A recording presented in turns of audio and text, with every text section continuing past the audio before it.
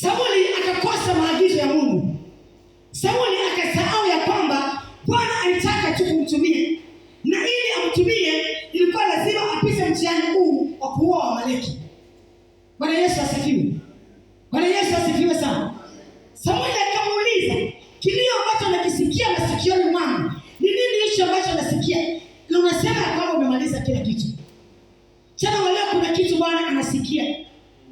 Tumeokoka, yes. Tumekombolewa, yes. Kuna vitu ndani yetu anaangamiza. Bwana Yesu asifiwe. Kuna kitu ndani ya maisha yako bado hujamaliza. Bado sijamaliza, nimekishikilia. Bwana Yesu asifiwe. Ila hali tuko katika madhabahu haya kumtumikia Mungu. Mioyo yetu inamkataa. Mioyo yetu iko mbali na yeye, lakini tunahisi ya kwamba tunaendelea kumtumikia Mungu. We are serving God from a disobedient heart. Praise the Lord. Yaani mioyo yetu iko mbali na Mungu. Mioyo yetu imekana sauti ya Mungu. Mioyo yetu inataka kumtii Mungu. Ila hali huyo Mungu ndiye tunamtumikia kila siku.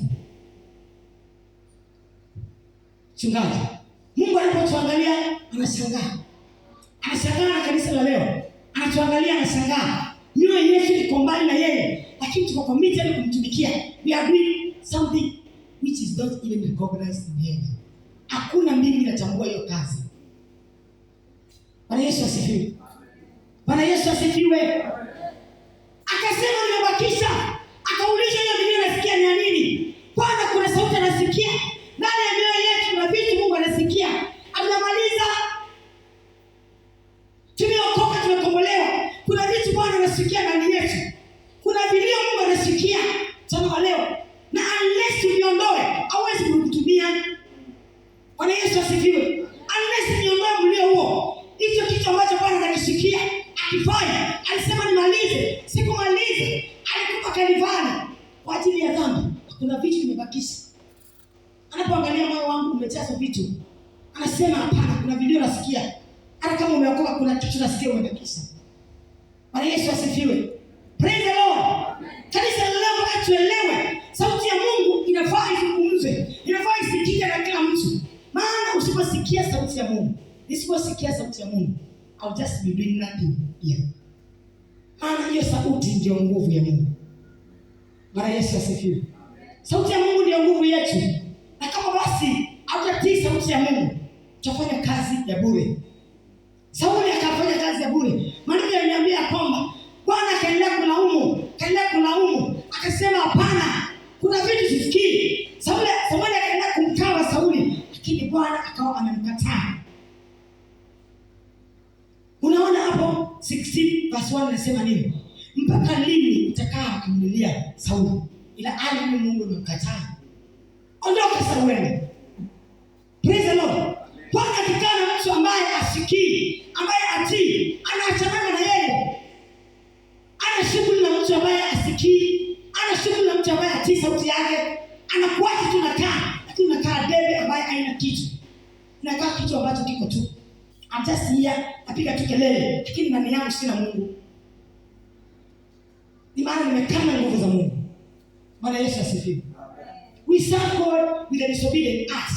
We serve God with an attitude. And moyo kumbali sana. Chungaji, ni kama saa hii nije hapa kwako, sema ni kwako.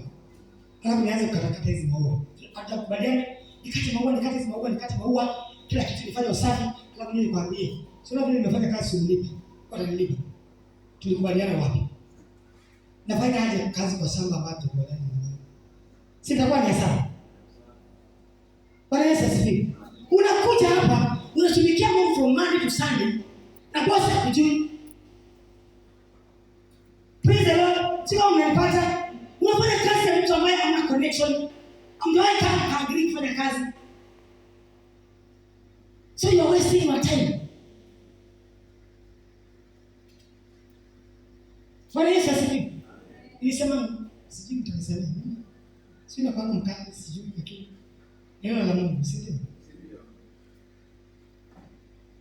Hakuna vile utafanya kazi ya mtu ambaye hamna connection. Utafanya kazi ya hasara. Utalipwa. Hata naimba. Ningalipwa. Ningae waende, ningae wamengai mbiwapa. Sanga.